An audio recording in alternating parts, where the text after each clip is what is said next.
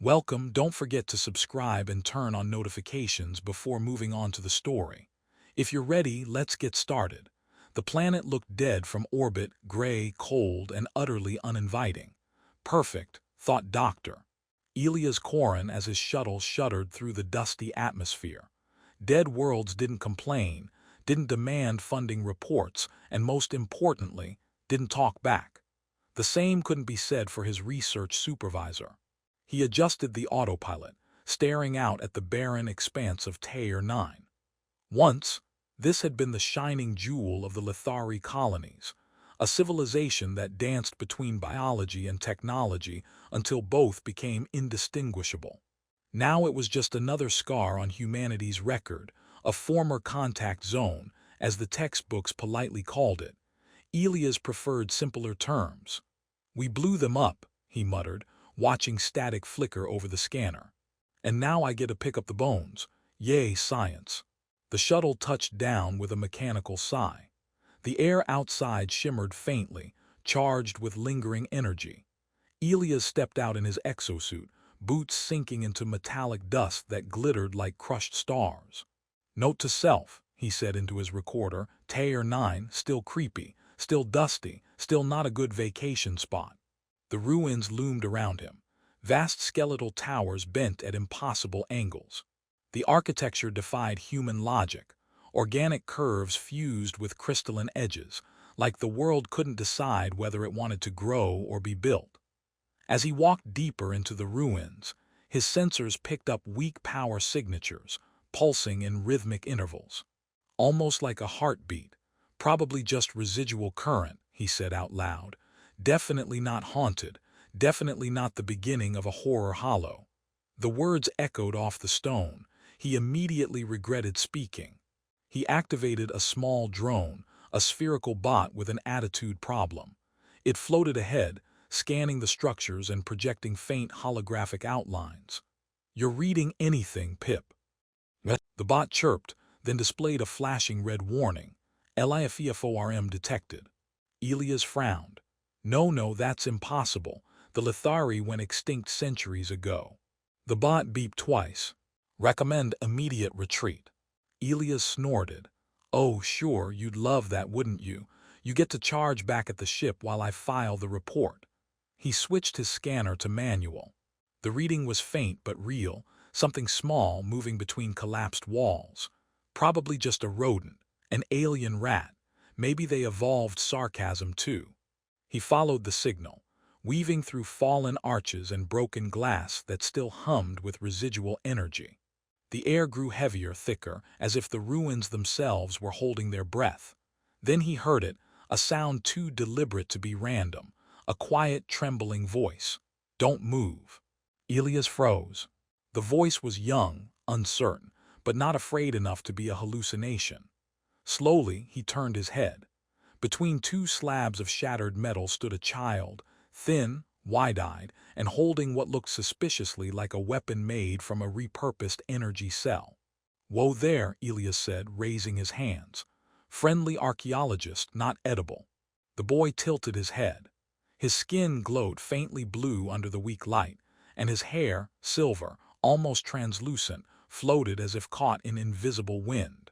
Most striking of all were his ears, long and curved upward, twitching slightly as if listening to something beyond hearing. "You're human," the boy whispered. "Last I checked," Elias said, "unless the radiation's been worse than I thought." The weapon lowered a little, but the boy's gaze stayed sharp. "You shouldn't be here." "I could say the same about you," Elias replied. "Technically this whole planet's off limits. You got a permit, kid."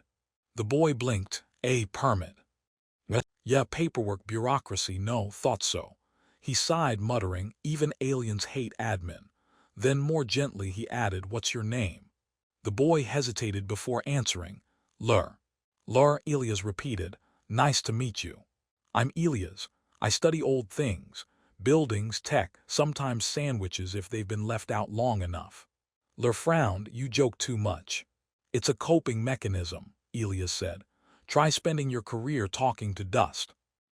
For a long moment they stood in silence, the wind carrying faint mechanical whispers through the ruins.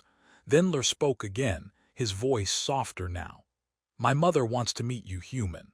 Elias blinked. "Your mother?" Lur nodded, stepping back toward a shadowed tunnel.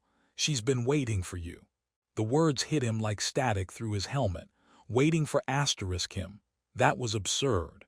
No one knew he was even coming here except his supervisor, and she wasn't the type to arrange family introductions across species lines.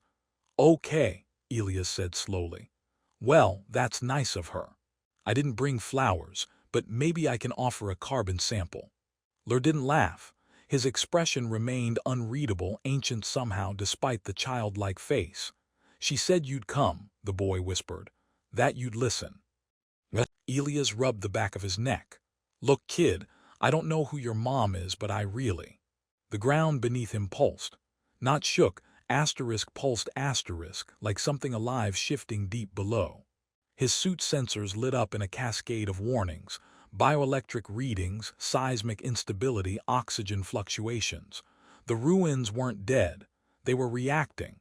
Lur turned toward the tunnel. "She's calling," he said simply. Elias stared after him, torn between professional curiosity and primal fear. Every instinct screamed to leave. Every scientific nerve begged to follow. Pip beeped frantically, flashing red alerts across his visor. Yeah, I know," Elias muttered. "Every horror story starts like this. Guy follows mysterious alien child underground, never comes back, but think of the publication credit." He sighed, adjusted his scanner, and followed Lur into the darkness. Behind them, the ruins pulsed again, slow, steady, like the heartbeat of something awakening. The tunnel breathed. That was the only word Elias could find for it. The air shifted in soft, rhythmic waves, like an exhale from something vast and alive. His helmet sensors went wild: temperature spikes, micromagnetic surges, bioelectric pulses. None of it made sense. Then again, most of his job didn't. Lur walked ahead without fear, his faintly glowing skin lighting the way through twisting corridors that looked grown rather than built. The walls were smooth and iridescent, shimmering like muscle under glass. Every few meters, veins of light pulsed through them in slow patterns, and Elias realized with growing unease that the patterns were responding to Lur's movements. "So," Elias said after a long silence, "does your mom always live underground, or is this just her idea of good interior design?" Lur didn't look back. "She's part of this place. She watches through it." Elias gave a weak chuckle. So home security system with parental supervision. Nice." He kept talking, partly to stay sane, partly to hear something other than the sound of his own heartbeat. The air was heavy, thick with metallic tang, and his oxygen filters hissed more than usual. His drone, Pip, hovered nervously behind him, emitting a soft series of warning pings. "Relax," Elias muttered to the bot. "If anything eats us, you'll give it indigestion." They descended deeper. The light grew warmer, more golden, and the walls began to hum faintly. Elias stopped to study one of them. It wasn't stone at all. It was a lattice of biomtal, pulsating with energy signatures similar to neural patterns. "You're kidding," he said, running his gloved hand along the surface. "It's alive. The whole structure's one big organism." Lur turned to him with an expression halfway between pride and sorrow. "You hear it too, don't you?" "I hear my career-ending panic attack, yes." "She remembers everything," Lur said softly. "Every step, every voice, every death." Elias' mouth went dry. "You mean the Lithari, your people, did this? They merged with the planet?" The boy nodded. "We didn't die, we became." Elias let out a low whistle. "That's horrifyingly poetic. Humans just build data vaults. You turned yourselves into one." Lur blinked, not understanding the joke. Elias sighed. "Never mind, cultural gap."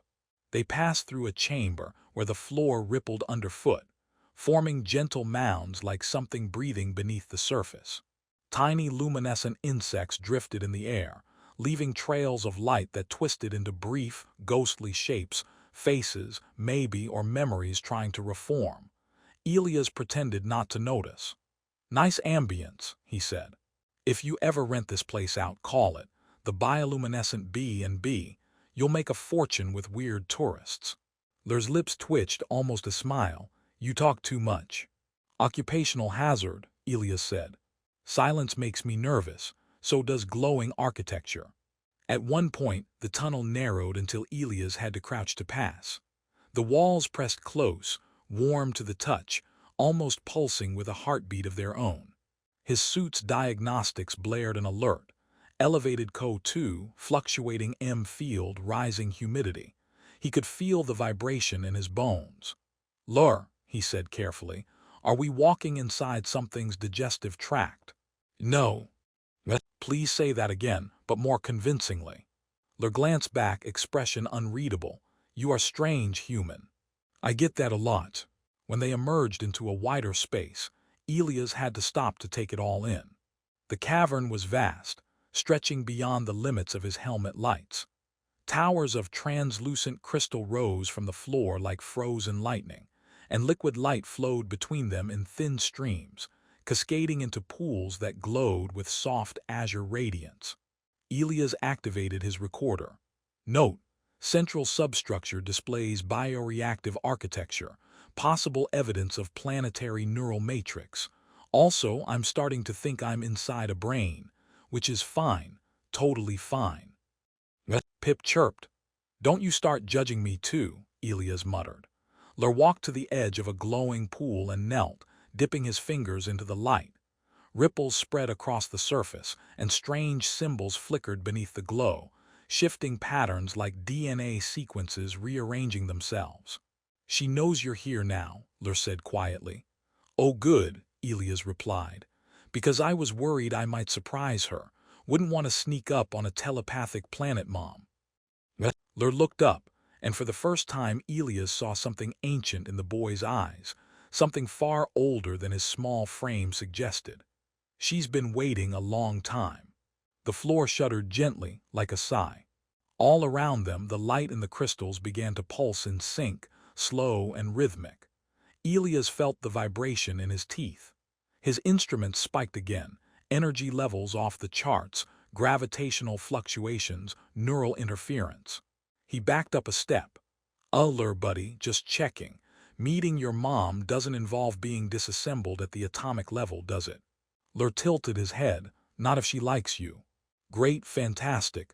I'll try to be charming then. The child stood and motioned for him to follow. We're close now. Elias hesitated. Define close.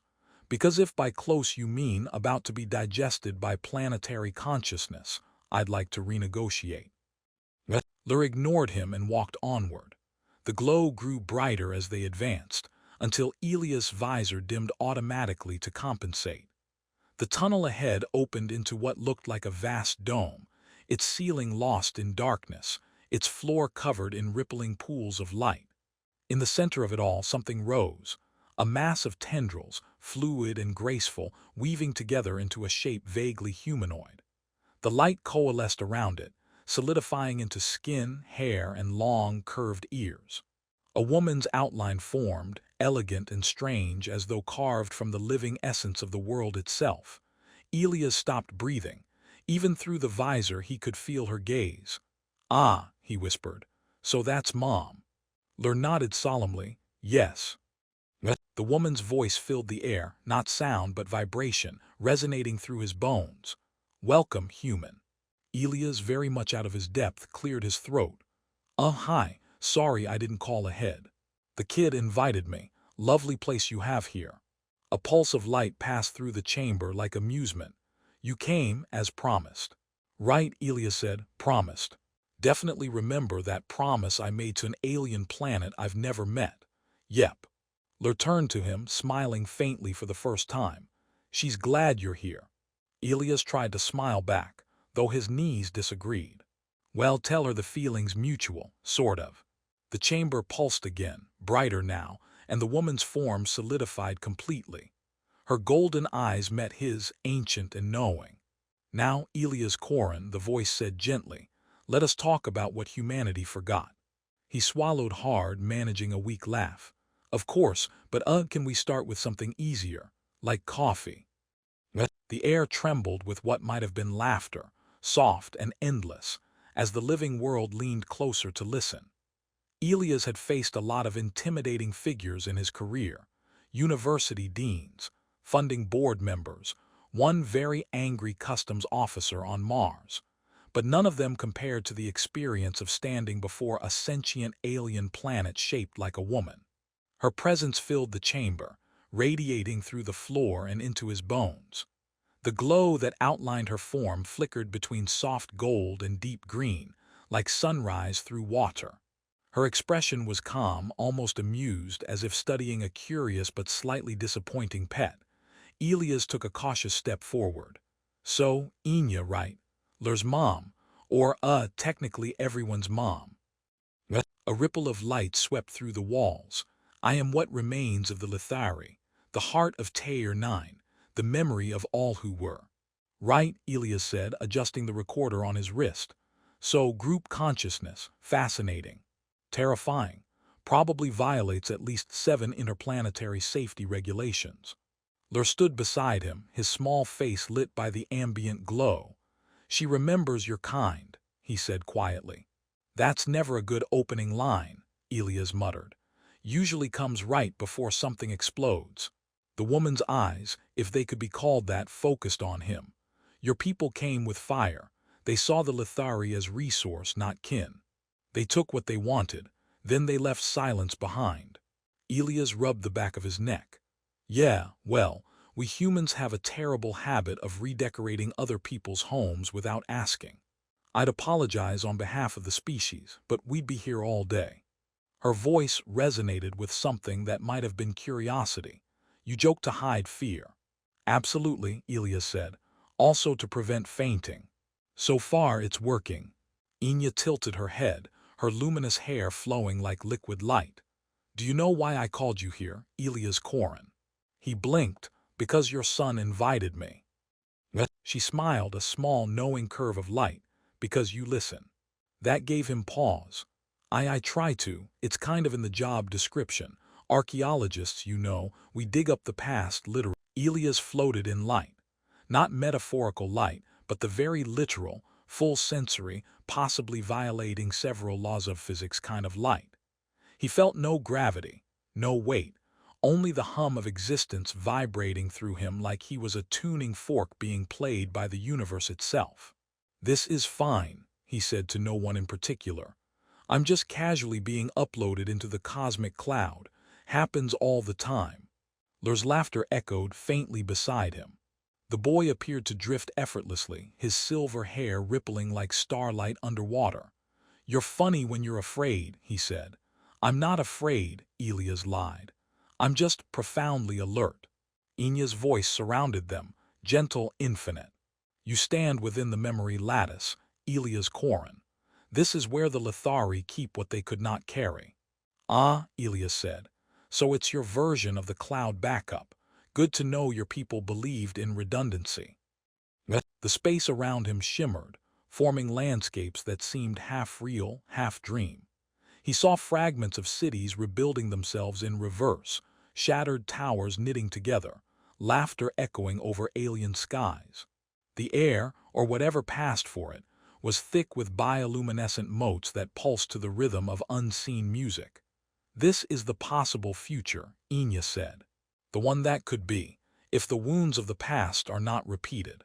Elias turned slowly, gazing at an image of humans and Lithari working side by side, repairing old machines, planting luminous gardens. "Looks nice," he said, "but you've clearly never met the Galactic Council.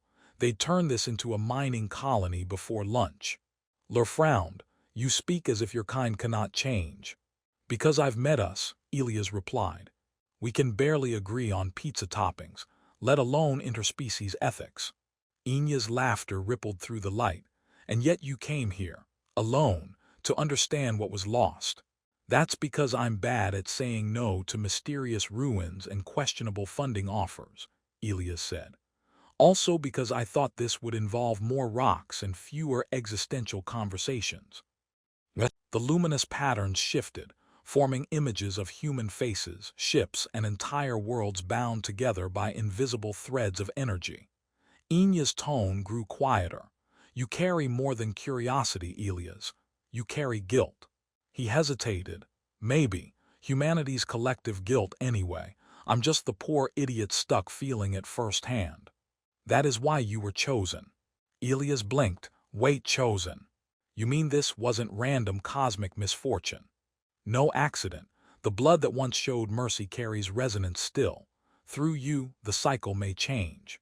He groaned. Great galactic destiny. I really just wanted tenure. Lur floated closer, eyes wide. She says you can help heal what was broken. Elias gave a nervous laugh. Kid, I have trouble healing my own coffee maker. I'm not sure I'm qualified to fix a planetary soul.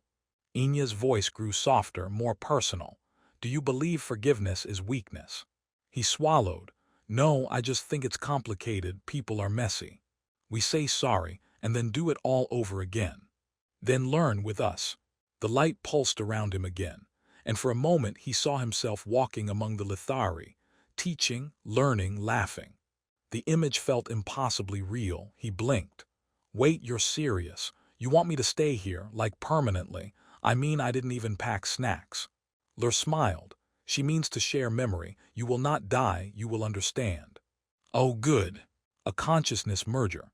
Just what every archaeologist dreams of. The humor in his voice couldn't hide the flicker of fear. The images around him shimmered, growing more vivid. He saw galaxies turning like living cells, connected through unseen neural lines. He saw humanity's future, one where the old mistakes could either be repeated or transcended. The choice, it seemed, hinged not on armies or technology but on understanding. Enya's voice resonated again. The Lithari became one with their world to survive, but we lost laughter. You bring it back. Elias blinked. Wait, did you just say my nervous rambling counts as cosmic therapy? Yes. Well, he said, add that to my resume. Comic relief for ancient alien deities. Lur giggled again, spinning slowly in the air. She says your noise reminds her of before, the time when we were not afraid. The light dimmed, settling into a calm golden glow. For the first time, Elias felt still. The weight of guilt, awe, and exhaustion eased from his shoulders. He looked at Enya's flickering form and managed a genuine smile. You know, you're not what I expected from an all-powerful planetary being. You're oddly kind. Kindness is memory without fear, she said. Perhaps that is why you were sent here, to remind me that even pain can laugh. That's poetic, he said.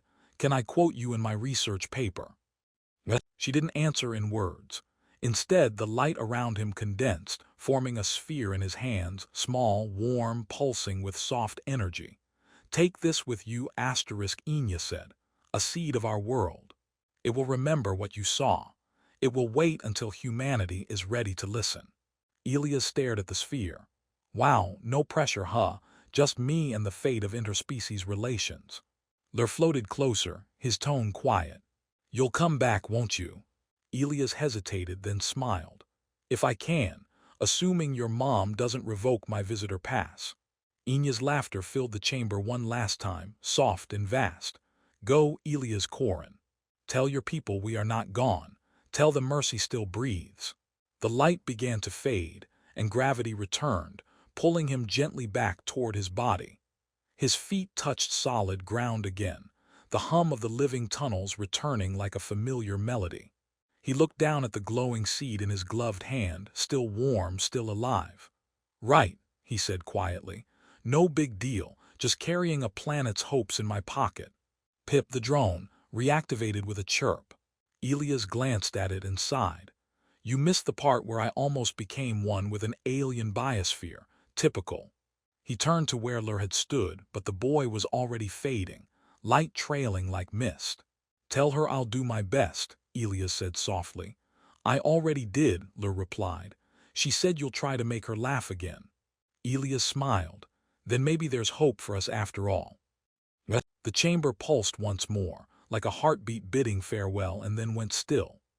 Elias adjusted his gear, checked his oxygen levels, and began the long walk back toward the surface, half laughing, half terrified, and entirely unsure whether he just saved humanity or made the strangest friend in the galaxy. Elias stumbled out of the alien tunnels like a man reborn, or at least like a man who had accidentally rebooted his entire nervous system. The desert sun hit him square in the face, and for the first time in days, it felt like the light wasn't judging him.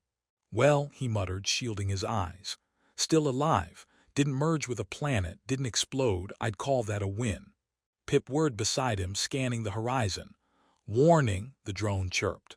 "You are exhibiting signs of dehydration, oxygen depletion, and mild insanity." "Insanity's been with me for years," Elias said.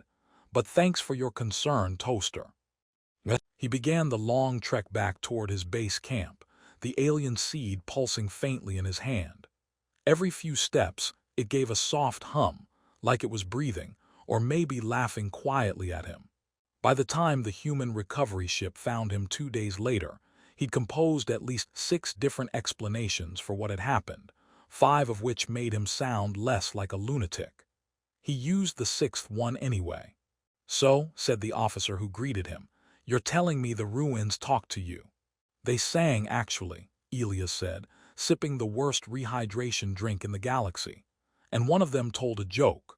The officer stared at him. "Right. And this glowing orb?" Elias looked at the seed resting on the table. It pulsed gently, as if aware of being discussed. "Gift from a friend, please don't poke it." They poked it. The seed emitted a small pulse of light that knocked everyone's comms offline for 10 minutes. When the systems rebooted, every device within a kilometer displayed the same message in glowing letters: "Remember mercy." After that, the Galactic Council got involved. Elias spent the next several weeks in interrogation rooms, research labs, and conference halls filled with people who had never once been to a dig site, but somehow considered themselves experts on alien consciousness. He told the truth, of course, most of it, but whenever they pressed him too hard, he'd shrug and say, "It's complicated.